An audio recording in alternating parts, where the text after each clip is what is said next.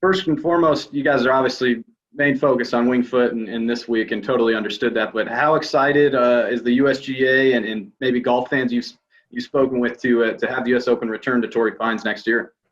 Yeah, I can't tell you, being a part of 2008, there's probably not a week that passes that people ask me if I was at 2008 and have a special memory of 2008.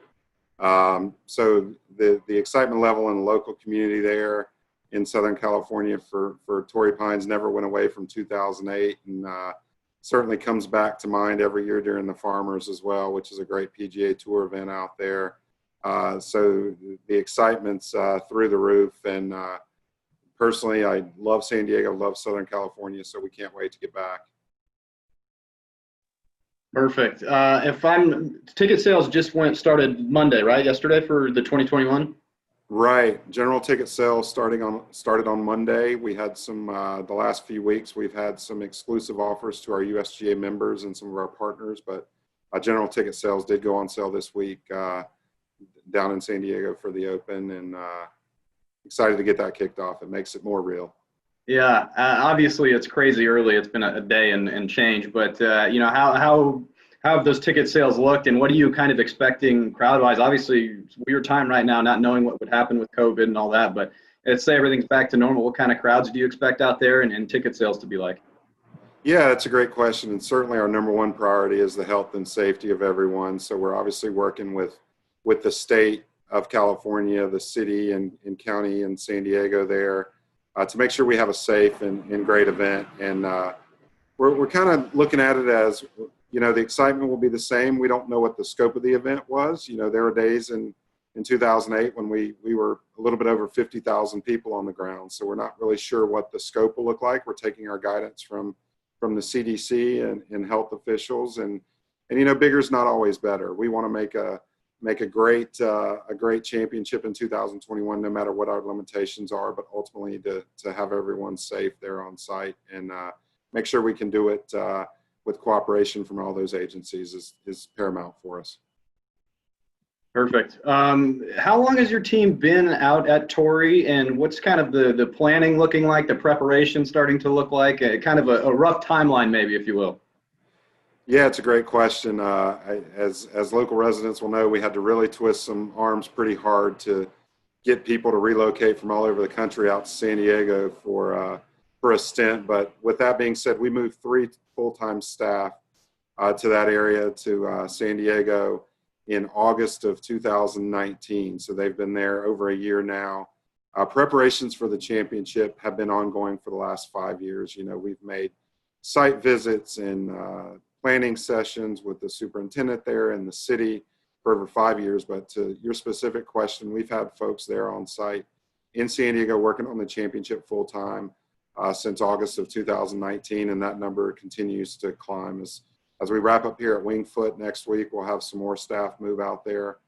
So a lot going on. Wow, I didn't realize that of the 5 years down the line, that's how early you guys get out here. That's awesome. What is it about not only Torrey Pines but San Diego that makes it attractive for the USGA to put a U.S. Open out here? Well, it starts with the golf course. Torrey Pines is a great golf course. Certainly having a PGA Tour event every year, the quality of the golf course. Most golfers around the country and around the world are public players. Torrey Pines is a true municipal public golf course. It's very attractive to our organization and our goals and our missions to continue to bring our major championships and all of our 14 national championships a year to as many public facilities as possible. Don't need to tell you that every time I fly to San Diego and get off an airplane and walk outside, the excitement just builds and builds. So you don't really have to sell San Diego to folks. And the golf course being the first, our partners at the lodge next door at Torrey Pines with Bill Evans and his group have been such good partners from day one when we started talking about the 2008 championship. And then furthermore, UCSD, which is another great partner of ours, and ultimately the city of San Diego, the host site, has really been supportive throughout the process. So it's a number of things. And you may not have a different answer to this because we've already touched on it a bit, but just in case you do, when you talk about, getting staff out there and site visits 5 years ago and all the way to ticket sales, how much, to put in the scope for fans that are going to see this piece, how much preparation goes into having a major tournament at a course like this? Yeah, that's a great question. It's probably the number one thing I'm asked on airplanes and traveling and things like that is do you just fly out the week before and run the championship? It's certainly nothing like that. With the coordination of over 3,500 volunteers and thousands of vendors and media coming from all over the world, not to mention the players, caddies, support staff. There's a ton of facility site planning and how things are built, how things will operate. Our parking and transportation planning is years over years long process. So it's certainly more than just turning on the lights one day and hosting 50,000 people. We relate from an operational standpoint, we relate our championship to building a small city that you use for 7 days. And it takes a lot of time and a lot of cooperation and a lot of teamwork from a lot of folks. So we pride ourselves on planning and planning for scenarios A, B, C, and D. And knock on wood, that came into play here at Wingfoot. All the scenario plannings we've been doing for the championship here this week, that really paid off for us. But it's not something you can just roll up and host the championship and leave the next day. It is a long process. Yeah, absolutely. You were there in 2008, as you mentioned. That was one of the best, major championships, maybe of all time, one of them. How is that?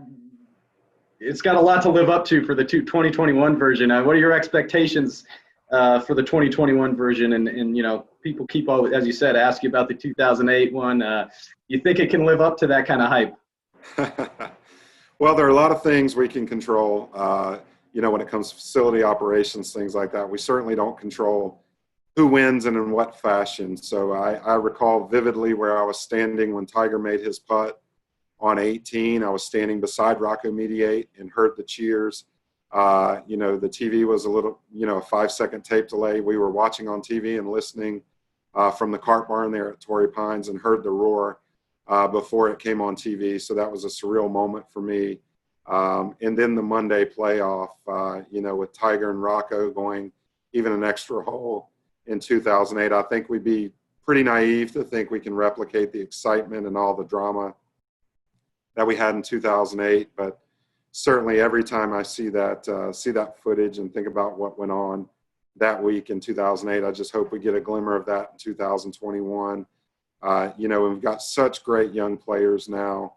Maybe the next Tiger Woods is in that field, and maybe the now current Tiger Woods is in that field and can provide some more of that magic and replicate it. But Torrey Pines is special to many people that watched it. We almost crashed the internet Monday with our playoff around the world. So that was a different time and age, and we were buying bandwidth left and right, trying to keep the forecast going. And there's not many people that didn't watch that in person or on the internet in 2008. So certainly something great to coast on, but we're not resting on our laurels, and won a great championship in 21 as well. Nice, very well said. I guess final thing for me is just where can people start to get tickets for this upcoming year, and maybe any other plugs or thing that you wanted to let fans going, okay, it's coming, what do I do to know? Sure. I think first and foremost, tickets, usopen.com, all about our championships on that site as well. You're going to see information about this year's championship this week at Wingfoot. I think the second thing I would urge people to do is open our US Open app, download our app for this week at Wingfoot. We continue to update the app as well, and we'll start providing more current information on Torrey Pines as we get closer. But either one of those sources of information, we're going to have a great week here at Wingfoot, and we've got a truncated time schedule here. Usually we'd be talking about being 365 days away from the first shot at Torrey Pines, but we don't have to wait that long.